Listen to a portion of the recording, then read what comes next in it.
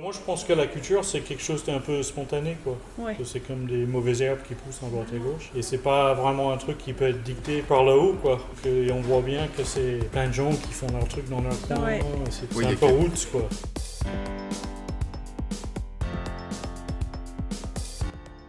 Bonjour et bienvenue dans Qui fait la culture, le podcast qui donne la parole à celles et ceux qui font la culture au quotidien, qui sont en contact avec des œuvres, des publics, des projets, des pratiques artistiques. Bonne écoute!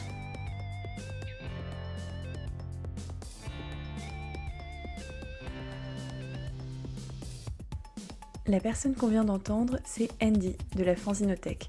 Nous vous y emmenons pour cet épisode qui a été enregistré au moment des Utopies estivales du fanzine à l'été 2023. C'est un festival qui met à l'honneur cette pratique qui peut être qualifiée d'artisanale ou de do-it-yourself ou fais-le toi-même. On se rend donc à Poitiers, le haut lieu du fanzine avec sa Fanzinothèque située au Confort Moderne, un lieu pluridisciplinaire accueillant concerts, expositions, spectacles et autres activités. Nous allons y rencontrer les artistes Stéphanie Sautenay et Laure Pontac.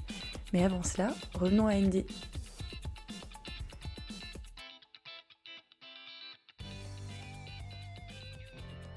Je suis directeur depuis 1 an et demi. Auparavant, j'étais président et avant ça, vice-président. Ça fait une quinzaine d'années que je suis soit bénévole, soit salarié de l'association. Vous avez vu un peu le développement de la Fanzinothèque alors moi je suis arrivé à Poitiers, moi je suis originaire de Los Angeles aux États-Unis. Je suis arrivé ici en 88 et j'ai tout de suite découvert le Confort Moderne qui était le seul lieu à Poitiers avec art contemporain et musique. Donc je sortais des Beaux-Arts, donc c'est deux trucs qui m'intéressaient. Et l'année suivante, la Fanzinothèque a été fondée par Didier Bourgoin, qui avait un magasin de disques à peu près là où on est maintenant. Il y avait des garages ici avant. C'est lui qui a fondé la Fanzinothèque avec sa propre collection de fanzines. Il avait 200 fanzines.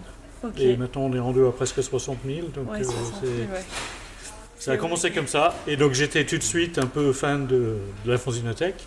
Et j'ai fini par devenir bénévole et aider sur les projets. Oui, parce que c'est vrai que là on est entouré de fanzines, un peu pour décrire cette pièce avec même des échelles pour aller chercher des grands fanzines. Puis on est aussi à un moment particulier qui est l'utopie estivale du fanzine ou l'université d'été du fanzine.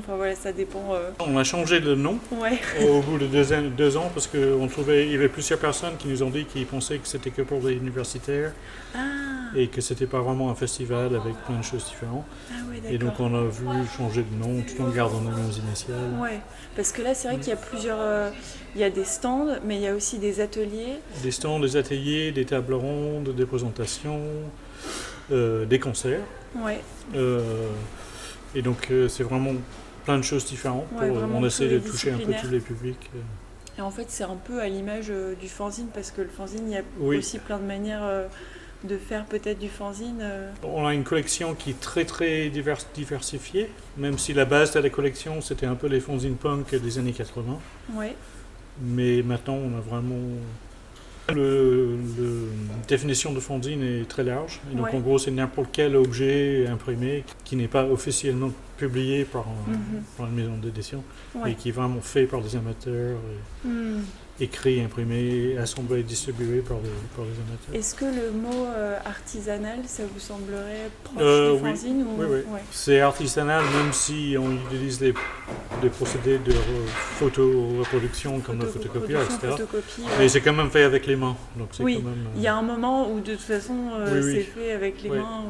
Moi je crois que la revendication, c'est vraiment l'esprit d'origine de la Fanzinothèque qui est vraiment cet esprit punk de do-it-yourself. C'est vraiment l'idée que n'importe qui peut faire un objet comme ça. Mais il n'y a pas de contraintes et il n'y a pas l'aura un peu étouffant d'œuvres d'art ou de littérature. Donc c'est vraiment n'importe qui peut faire un fanzine. Et nous, ce qu'on essaie de faire, c'est d'abord notre collection. N'importe qui peut déposer un fanzine dans notre collection. N'importe qui peut devenir adhérent et mettre des choses en vente. Et donc l'idée, c'est vraiment d'avoir un accès libre à cette culture-là. et d'essayer de le montrer à la plus grande public possible, même si on a toujours eu un peu de mal de toucher des publics plus larges. Et c'est un truc qu'on essaie d'améliorer, mais c'est pas facile. Il n'y a pas de frein aux gens pour rentrer ici. N'importe qui peut rentrer, c'est ouvert consulter. Et on n'est pas... Tout est en accès libre. Et donc, quand il y a un soir de concert ici, par exemple, n'importe qui peut rentrer, il peut feuilleter ce qu'il veut. Ah oui, donc la fanzinothèque, elle est ouverte que quand il y a un événement type non, on est ouvert tous les jours de la semaine. Enfin, pas le dimanche, mais on est ouvert aux horaires de bureau et le samedi après-midi. D'accord. Et puis, on n'a pas assez de monde pour être ouvert tous les soirs des concerts, mais on essaie de cibler les soirs de concert où on sait qu'il y a un public qui pourrait être intéressé. Et donc, on essaie, et surtout pour les événements ici qui sont des vernissages ou des festivals, là, on essaie d'être ouvert le plus possible. Alors, tout a été refait en 2016-2017. C'était un projet qu'on avait pendant 25 ans, qui n'a jamais vraiment démarré. Tout a changé. Donc, la fanzinothèque avant était au fond du bar, dans un tout petit local. Et l'atelier de sérigraphie était dans un garage au fond de la cour où il n'y avait même pas d'eau, il n'y avait pas de fenêtre. Et depuis les travaux, donc, nous, on a tout cet espace avec notre atelier à côté. Et puis, la salle d'exposition. Alors, la salle d'expo a toujours été là, mais il a été un peu rénové. Ouais, c'était pas chauffé, et ça communiquait pas avec le bar non plus. Et donc, ils ont acheté une deuxième salle de concert, là où il y avait le bar avant et la fanzinothèque. Et ils ont ouvert un restaurant. Puis derrière, je ne sais pas si vous avez vu, là où on mangeait, là derrière, il y a des résidences d'artistes. Ah oui. Et donc, ça, c'est un truc qui est super pour nous parce que on peut accueillir jusqu'à 35 personnes en résidence. Donc là, pour ce festival, tout est plein. Et ça nous coûte presque rien. Donc c'est vraiment un super outil pour avoir des artistes en résidence, des chercheurs. Et par rapport au financement, par exemple, c'est des subventions publiques? Oui. Alors nous, on a un autofinancement de environ 20-25% qui vient de l'atelier de sérigraphie et de nos actions de médiation. D'accord.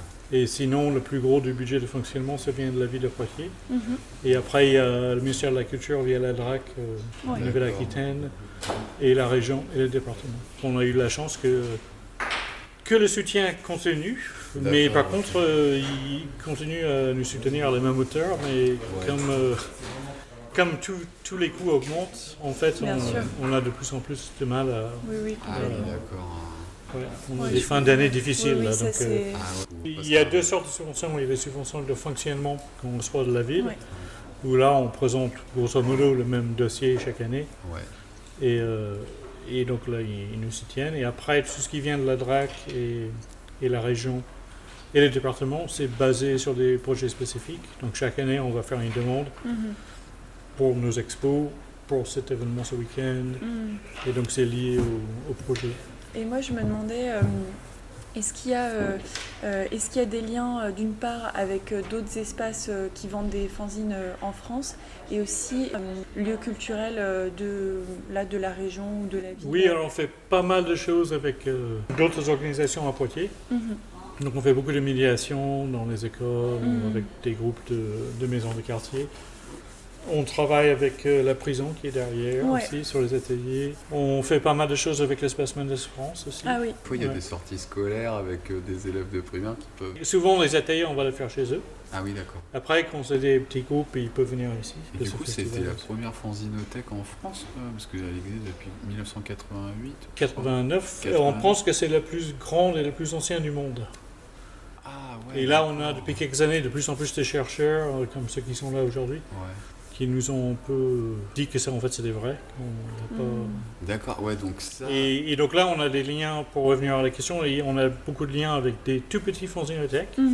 Et donc, ils sont plus ou moins tous là ce week-end. Et donc, les fanzinothécaires, ils ont des réunions chaque matin ici, où ils vont discuter de leurs problématiques. Et puis... il y a une restitution aujourd'hui oui, je sais pas s'ils vont le faire tout de suite.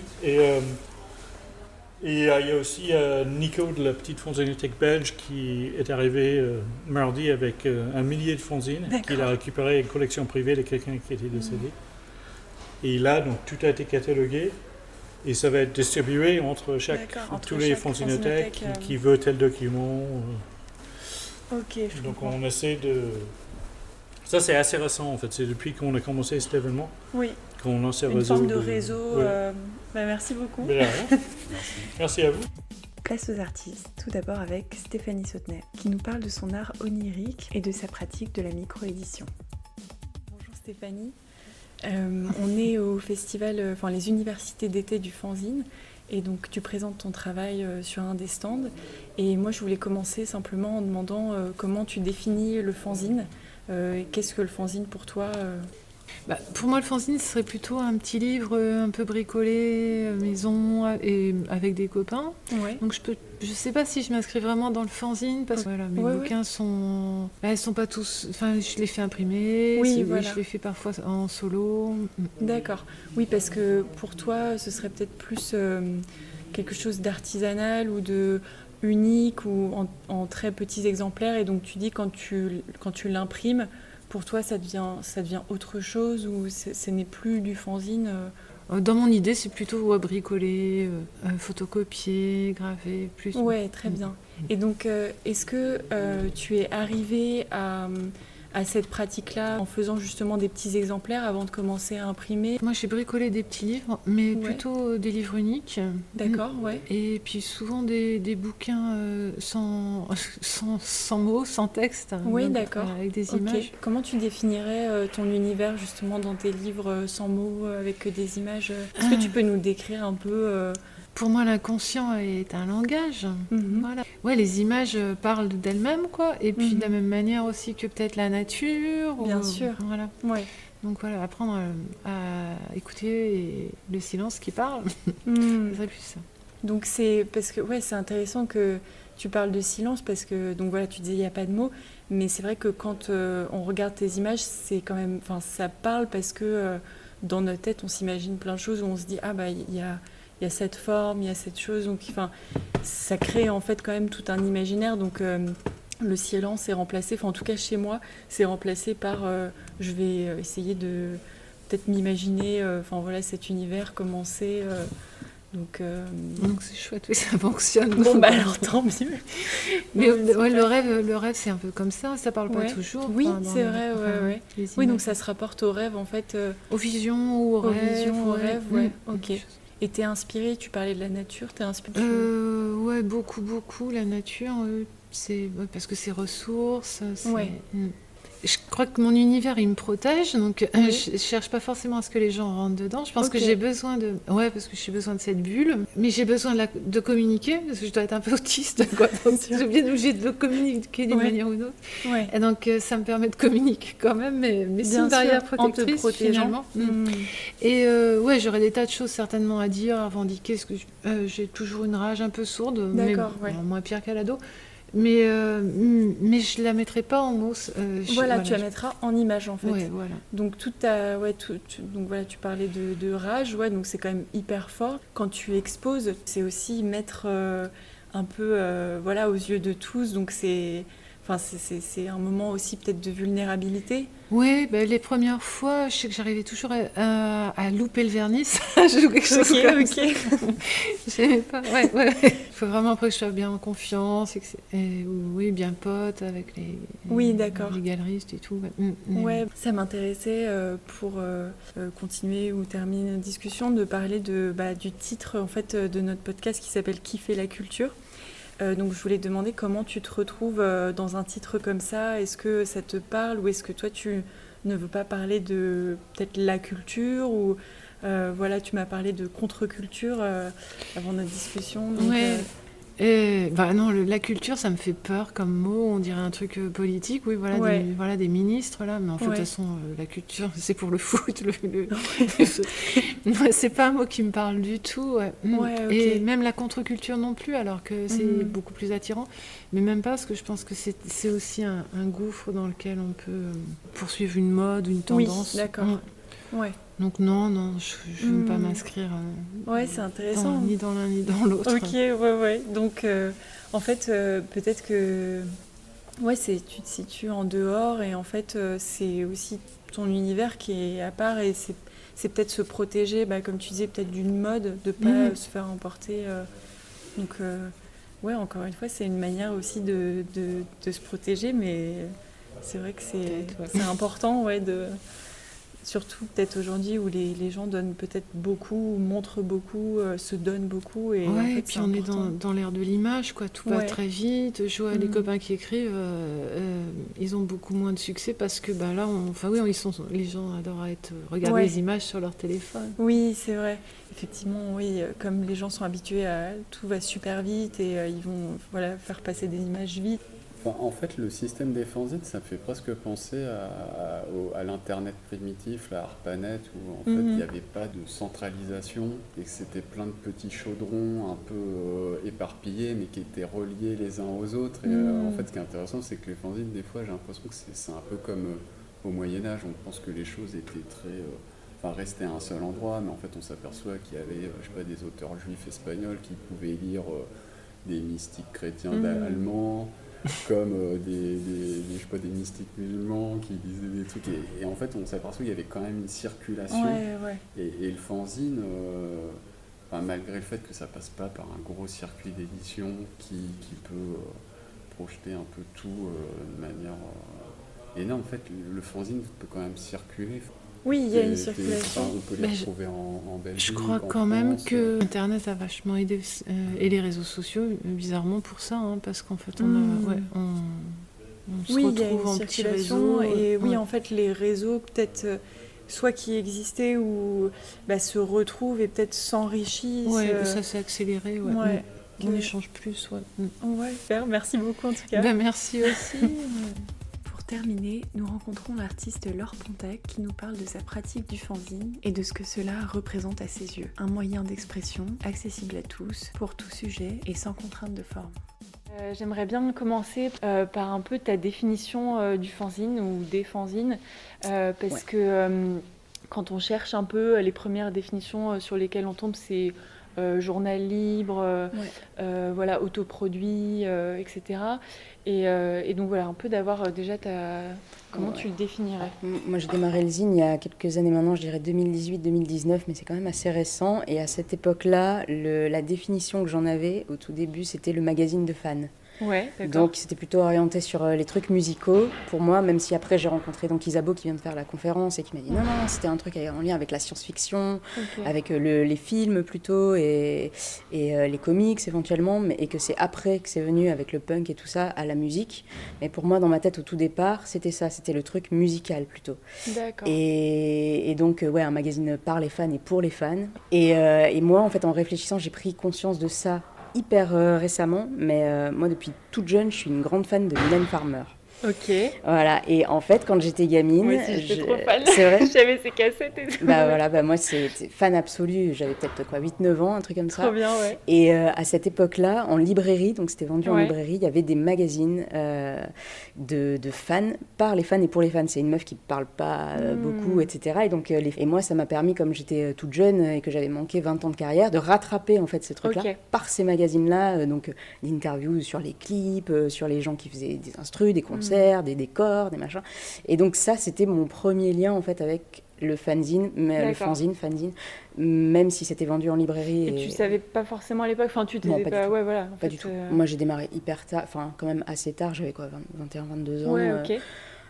La pratique du zine, maintenant j'ai des potes qui m'ont dit moi j'ai commencé à 8 ans, le zine, voilà. Donc c'était pas du tout mon cas, moi j'ai découvert ça au Beaux-Arts il me semble, c'était Laura Morchkin qui a organisé le Zinefest Rebelle à Marseille, en lien avec le FRAC et tout ça, qui était venue faire une conférence aux Beaux-Arts quand j'étais aux Beaux-Arts à Limoges. Et c'est comme ça que j'ai compris qu'on pouvait faire des magazines, des fanzines, de s'auto-éditer et tout ça. Moi j'utilise plus le terme de micro-édition que de fanzine en fait. Ok, micro-édition. Est-ce que tu parles...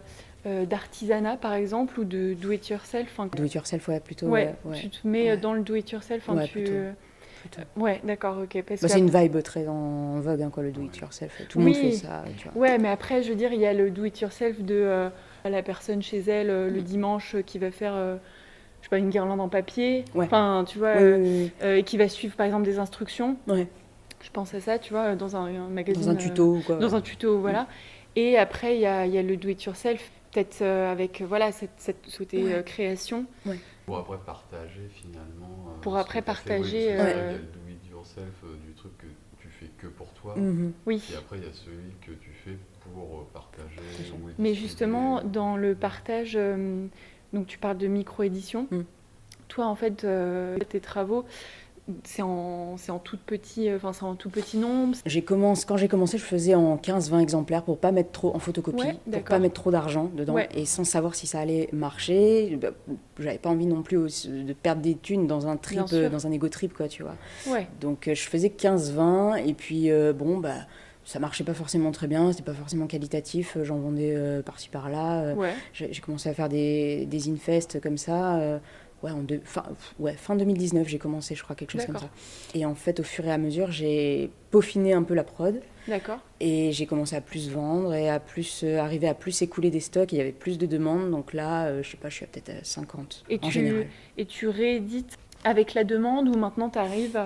C'est un peu un modèle, le truc, c'est un peu économique de dire il y a un truc qui marche donc je le réimprime. Donc moi j'évite de faire ça. Ouais, d'accord. J'évite. Après, j'en ai un en particulier qui est un texte qui s'appelle Roule ou crève que j'ai écrit l'an dernier qui parle du validisme et qui est un texte plutôt engagé. Alors que ma prod ne l'est pas spécialement non plus. Là, c'est qu'un texte un peu type manifeste, quoi. Et celui-là, il est trop important pour moi. Et donc, là, j'en suis à 250. Et je compte pas l'arrêter. Et justement, il y a ce côté engagé. Pour toi, ça fait complètement partie du fanzine ou de la micro-édition ou pas forcément Non, pas forcément, ça dépend des gens. Moi, j'adore les trucs plutôt gravzine. Donc, des trucs plutôt graphiques, plutôt que... Moi, j'aime pas trop lire. Donc il y a plein de gens en fait dans le fanzine ou la micro-édition qui sont vraiment intéressés par la lecture de trucs.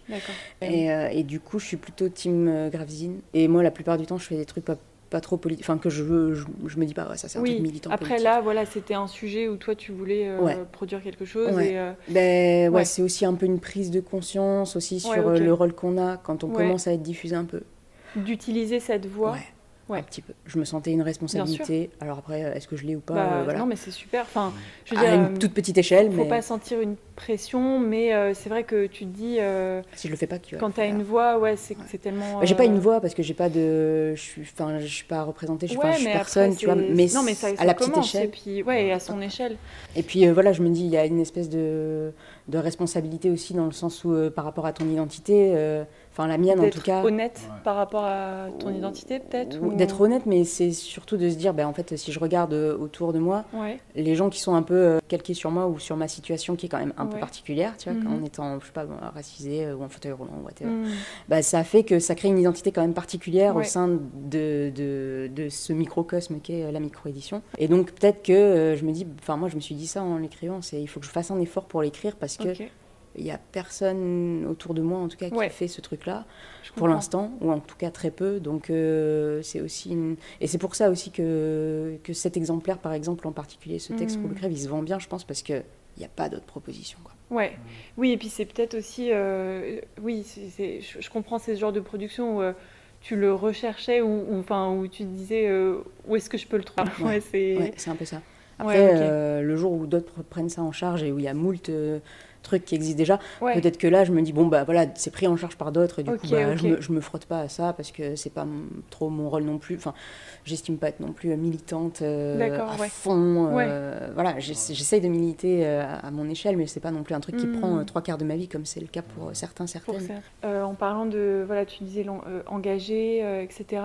Quel impact tu penses avoir et quel impact tu voudrais? C'est minime. Je sais pas, tu vois.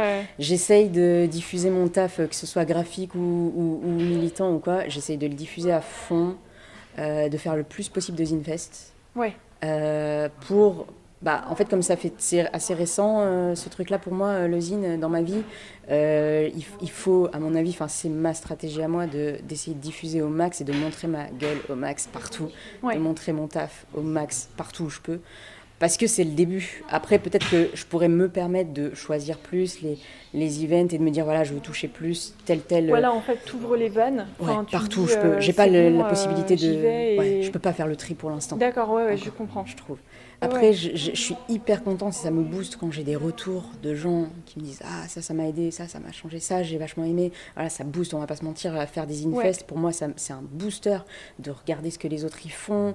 Ça me booste pour faire des trucs. Après, moi, je reviens blindée pour avoir envie de produire. Enfin, je pense que c'est un milieu, quand même, la micro-édition et le fanzina. Dans les universités d'été aussi, moi, c'est la 2e année où je viens. Bon, bah, c'est très par nous, pour nous, j'ai quand même cette impression. Alors, justement, le par nous, pour nous, ça me fait penser à effectivement la collection entre artistes et le suivi entre artistes. Ouais. Et faire réseau aussi. Exactement, c'est le mot moche, faire réseau. Mais c'est aussi ça qui peut-être rend cette pratique plus forte. Enfin, le fait d'avoir peut-être un réseau. Tu vois, qui devient peut-être de plus en plus dense. Après, ce qui est compliqué, c'est de diffuser à l'extérieur, et de ne pas rester qu'entre nous. C'est pas intéressant à la longue, quoi. Donc, comment on fait pour exporter ça à un public qui n'est pas sensibilisé et à dire, voilà, en fait, le fanzine, c'est pas que pour nous, c'est pour tout le monde. Enfin, moi, je suis d'accord avec toi. Je suis pour, tu vois, l'accès à ceux qui ne connaîtraient pas. Et moi, j'en parle autour de moi parce que les gens ne connaissent pas trop. Et aussi, le fait de dire... c'est aussi très accessible en soi. Enfin, tu vois, si des personnes ont un message à faire passer... c'est ça. C'est pas de l'art contemporain, c'est pas de dire il y a des codes ou... c'est ça. Et en plus, il y a tellement de variétés maintenant. Il y a tout dans le zine. Il y a tout. Tu peux trouver des trucs de jardinage, tu peux trouver des trucs de cuisine, tu peux trouver des trucs de développement personnel. C'est fou. De la BD, t'as tout. Donc forcément que tout le monde peut trouver un truc. Tout le monde peut s'y retrouver. Tu parles au début de la musique. Enfin, c'est parti de la musique. Et toi, tu pensais que c'était... Enfin, tu te disais, c'est dans la musique et tout. Donc, Après, exactement. C'est surtout au niveau des lieux de diffusion, parce que, par exemple, je me dis, tu vois, les universités du fanzine, ceux qui viennent là, c'est déjà un public averti. Oui, bien sûr. Soit des artistes ou des gens qui s'intéressent. Et est-ce que des fois, ça peut être aussi intéressant de se dire, tiens, tu vois, je vais donner mon fanzine à, j'en sais rien, tu vois, quand tu parlais de jardinerie, finalement, te dire, tiens, le fleuriste à côté, tiens, je vais déposer des fanzines. Parce que finalement, je me dis, le fanzine, je comprends que ça puisse intéresser qu'un certain type de personnes, mais je me dis, après tout, un fanzine sur le jardinage, quelqu'un qui s'intéresse au jardinage, s'il a la possibilité de tomber dessus, ça va il peut se dire, tiens, trop cool, c'est trop bien, je vais l'acheter. Et il y a cette... c'est ça, ce truc de diffusion, finalement, des fois, je trouve... Après, ce truc de diffusion, pour moi, il est prioritaire, surtout pour le texte dont je parlais au début, bien sûr. Qui était donc le plus engagé. Et donc, moi, au départ, j'avais ce projet-là de le donner au maximum concerné, par exemple, par les questions de handicap et de validisme. Et donc, en fait, j'ai organisé le truc comme ça pour pouvoir rentrer dans mes frais d'impression, que les personnes valides qui viennent et qui veulent se renseigner sur le truc, le payent quand même. Et moi, ça me permet derrière d'en donner 10. Ouais, bien sûr. Ou alors d'envoyer des PDF et que les gens l'impriment eux-mêmes. Ça, j'ai aucun problème pour ça, parce que pour moi, c'est pas un modèle économique qui fonctionne. Pour beaucoup de gens, en fait, ça fonctionne pas. On se paye pas, on se rémunère pas, et c'est pas forcément un but. C'est important parce que sinon, après, tu peux plus non plus produire toi. Moi, je connais plein de gens qui, s'ils font notamment un prof à moi à l'école où j'étais à Bruxelles, qui fait du zine aussi et qui est plutôt engagé et qui en a toujours sur lui, quoi, dans son sac. Il a toujours un stock de zine. Et moi, j'ai pris un peu ce réflexe-là d'en avoir toujours comme ça. Dès que je croise quelqu'un que ça peut intéresser, je fais hop. Il y a un peu une distribution comme ça qui se fait, comme un tract, quoi, ou je sais pas. Et ça, je trouve ça génial, quoi, de se dire, c'est aussi dans le don du truc. J'aime bien l'idée, parce que ça me fait penser, en fait, tu vois, c'est un peu le truc au début du graffiti ou du tag, il y a ce côté un peu de faire de la publicité pour son blaze et de poser le plus haut possible, le plus visible possible. C'est ça, Et en fait, là, il y a un peu ça, c'est un truc que tu peux donner, et c'est vrai que le fanzine, il y a ce côté, justement, tu sais, c'est presque en fait de l'anticapitalisme, dans le sens où c'est un loisir de partage, d'échange, et qui n'est pas forcément basé sur un non, tu n'as pas besoin de te mettre dans un marché. Mais ça l'est de plus en plus. Ça l'est de plus en plus, par contre. En fréquentant beaucoup les salons, il y a énormément de gens maintenant qui sortent d'école d'art et qui font des trucs de malades. C'est des trucs, mais des beaux objets, des beaux livres qui leur coûtent cher à la production. Et donc, ils vont te vendre ça sur un Zinfest 40 €. Ça va partir parce qu'il y a un public pour ça. Mais du coup, je me pose la question, c'est pas le même état d'esprit. Jamais ils pourront lâcher un tel truc gratuit parce que ça leur coûte trop cher. Moi, ça va parce que c'est de la photocopie et que ça vaut quelques centimes à produire. Et que ça s'accumule que si je fais des gros stocks. Mais sinon, il n'y a aucun problème à donner. Si ça coûtait 40 euros, je ne pourrais pas faire ça. Oui, c'est sûr. Mais en fait, tu crois que même ceux qui vendent un truc à 40 euros, finalement, ils le vendent 40 euros parce qu'ils sont obligés de plus ou moins de rentrer dans leurs frais. Est-ce que c'est quelque chose où derrière, ils peuvent vraiment gagner de l'argent Ah, ça, je suis pas sûre. Ouais. Je suis pas sûre. Dans tous les cas, même si tu fais un bel objet... ça veut pas dire que tu gagnes plus, hein. Il est plus cher parce que ça te coûte plus cher. Donc je sais pas s'ils se font tant de thunes que ça. Moi, le nombre de personnes que je connais, même quand on s'investit dans un truc et qu'on fait un bel objet, on se paye pas. On va pas se mentir. On se rembourse à peine. Parce qu'en fait, c'est ça aussi, c'est qu'il faut compter la diffusion. Faut venir dans les lieux. Donc c'est des billets de train, des billets de bus, des hébergements quand c'est pas le cas.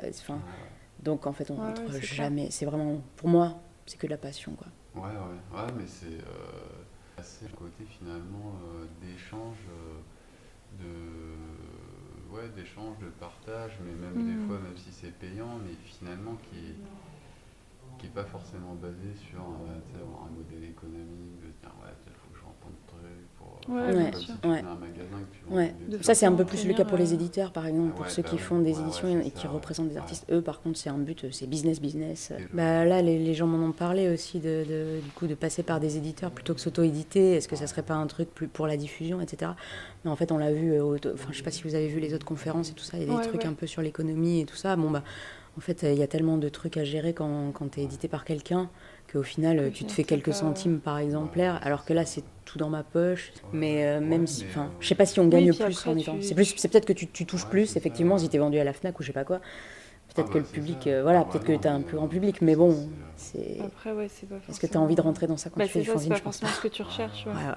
Il y a aussi cette question-là, quand on produit, je sais pas, par exemple, une BD, est-ce que si on le fait en auto... Moi, je me pose cette question. J'ai vraiment envie de faire ça pour l'année qui vient, par exemple, ou les 2 années qui viennent. Mais je me pose la question de me dire, est-ce que j'autoproduis et je fais mon projet quoi qu'il arrive.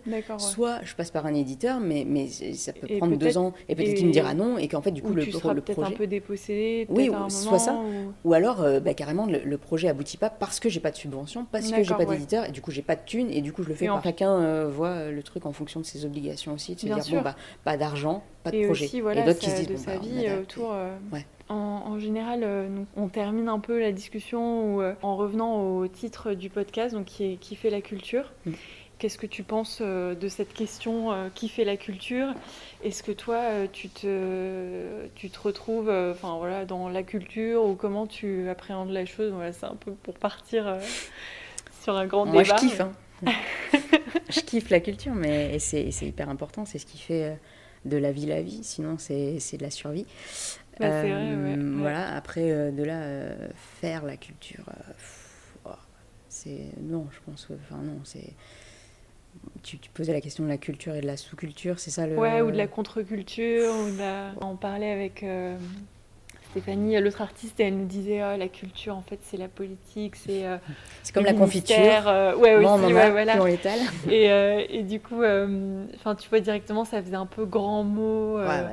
Mais après, en faire un grand mot, ça enlève la légitimité de, par exemple, certaines personnes qui, en fait, vont avoir énormément de culture, et en fait ils vont se dire oulala non, la culture c'est pas moi, alors que tu vois, ils vont se délégitimer et se sortir peut-être de cercle. Plutôt en termes de scène, je me dis l'an dernier, tu vois, par exemple, pour montrer ma tête partout, j'ai couru les festivals, j'en ai fait 12 dans l'année. Donc c'est beaucoup quand même, j'avais pas de week-end et tout ça, et donc c'était un choix.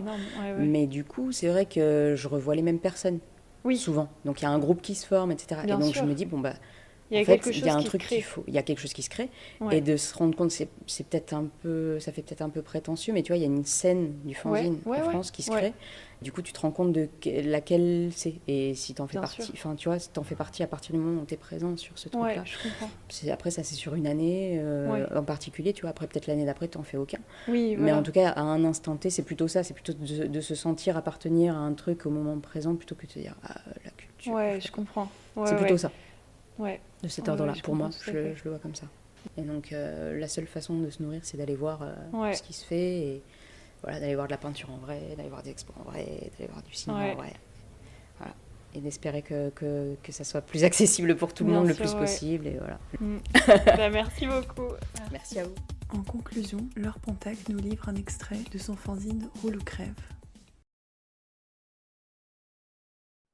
Faire face à l'extérieur. Perso, je peux faire tout ce que je veux chez moi. Je peux quasi tout faire comme tout le monde. Mais quand je sors de mon appart, c'est tout de suite une autre paire de manches. Dehors, je dois faire face aux autres, à l'incompréhension, la pitié, plus rarement l'agressivité et surtout à l'incivilité. Récemment, à Paris, un agent de la RATP me dit « Vous n'avez pas le droit de prendre le métro, vous savez. Le métro, c'est interdit pour les handicapés. » Violence du propos, mais réalité, je n'ai pas le droit aux lieux inaccessibles. Donc à Paris, j'ai pas le droit d'aller au cinéma, il y a des escaliers partout. J'ai pas le droit d'aller au resto, pas encore aux normes. J'ai pas le droit d'emprunter les escalators d'une galerie marchande. Ça réduit drastiquement les possibles en termes de sortie. J'en veux pas spécialement à cet homme à qui ses supérieurs ont dû dire quoi répondre dans ce genre de situation. Il m'explique qu'en cas d'incendie, je vais mourir parce que je pourrais pas sortir rapidement. La bonne blague. Je lui fais remarquer que c'est la même histoire pour les femmes enceintes, les vieillards, les jeunes enfants. Est-ce qu'on leur interdit le métro à elles et à eux ? Je crois pas, non. Si vraiment il y a un jour un accident dans le métro, les gens vont s'entraider. Enfin, du moins j'espère. Les gens les plus costauds porteront les plus faibles pour sortir en sécurité. Deuxièmement, c'est la même histoire dans tous les bâtiments du monde. En cas d'incendie, je peux pas utiliser l'ascenseur. Est-ce que pour autant j'ai pas le droit d'aller dans ces bâtiments ? Bien sûr que non. Je vais pas passer ma vie dans mon appart au rez-de-chaussée pour être sûre et certaine d'être en sécurité et de pas mourir en cas d'incendie dans un lieu public. La violence de son propos peut aisément être mise en avant si on remplace encore une fois le mot handicapé par noir, arabe, juif, gay, musulman, femme ou trans. C'est parfaitement ignoble. L'effet que ça produit, c'est le suivant. On ne veut pas de toi dans cet endroit ni celui-là parce que t'es comme ceci ou cela. Cet incident m'est arrivé 2 fois, avec 2 personnes différentes au même arrêt de métro. La première fois, très vexée et en colère, j'ai pas cherché à argumenter. Je me suis levée de mon fauteuil que j'ai passé non sans mal par-dessus le portique, puisque le charmant agent n'a pas souhaité m'ouvrir la porte pour les poussettes. Parce que oui, les poussettes, elles ont le droit au métro, elles. Donc je suis passée à pied par le portique, avant de m'engouffrer pleine de colère, les larmes aux yeux et les injures au bout des lèvres dans la bouche de métro. Limite pour moi, c'est une démarche militante engagée de prendre le métro à Paris. Je galère beaucoup, ça me complique la vie, mais au moins les gens autour de moi se rendent compte, m'aident avec le fauteuil et éventuellement cogitent après m'avoir croisée. Avec ses soucis d'escalier, de petites marches, de trottoirs mal abaissés, voire pas abaissés, ou qui penchent, c'est un frein colossal pour sortir et avoir une vie sociale. Et les valides, ils s'en rendent compte une fois qu'elles ont les faits sous le nez. Trop souvent, encore actuellement, je le vois maintenant que je suis grande, en fauteuil, les gens, dans les magasins, les cinémas ou les commerces ou autres, ils s'adressent pas à moi s'il y a une personne valide avec moi. Et ça, c'est une preuve de l'infantilisation des personnes handicapées que l'on peut qualifier d'incivilité. Si on suit cette logique, elles sont pas capables de s'exprimer ou de savoir de quoi elles ont besoin, même si c'est leurs jambes ou leur corps qui fonctionnent pas. Aussi, une personne debout qui a du mal à se déplacer, avec une canne ou sans canne, est moins handicapée. Je parle ici seulement du handicap physique et pas du handicap mental. Plus l'appareillage est lourd, plus le handicap est vu comme lourd. Quand on est en fauteuil roulant et qu'on peut marcher, on est perçu comme feignant. Quand on peut marcher avec une canne ou des appareillages, aux yeux des valides, c'est une abomination de se déplacer en fauteuil. Comme si le fauteuil, ça représentait la capitulation de la personne en fait face au handicap. Pour moi qui ai vécu les 2 situations, sans fauteuil et avec fauteuil, je peux garantir, il est beaucoup plus pénible de rester debout ou de marcher quand on est handicapé avec des difficultés à la marche que d'être en fauteuil. Aux yeux de la société, il est préférable de galérer et marcher en étant douloureux, plutôt que d'être en fauteuil, moins douloureux et plus autonome. Quand on présente un handicap moteur, souvent nous avons du mal à effectuer les tâches de la même façon qu'un valide. Par exemple, marcher, pour ma part, je peux marcher, mais ma démarche, elle est étrange, elle donne l'impression de souffrance du fait du boitement. Un homme amputé des jambes se verra proposer des prothèses pour pouvoir calquer au mieux la façon de se déplacer dite valide, sans considérer auparavant une autre alternative. Un sourd qui refuse un appareillage, il sera incompris. Faire les choses autrement qu'elle et eux, ça les met mal à l'aise et ça génère l'inconfort. Et elles veulent aider quelqu'un qui fait de la peine, et même si la personne en question, elle gère la situation à sa façon. Le valide, il jugera que cette façon n'est pas la bonne, elle n'est pas conforme, et donc il cherchera une alternative plus valide à proposer pour au final être moins dérangé par la situation. Sur ce sujet, je vous renvoie à l'entretien entre Judith Butler et Sunora Taylor que vous pouvez trouver sur YouTube. Kiffer la culture, un podcast imaginé et réalisé par Constance Perruchot et Léa Morgan.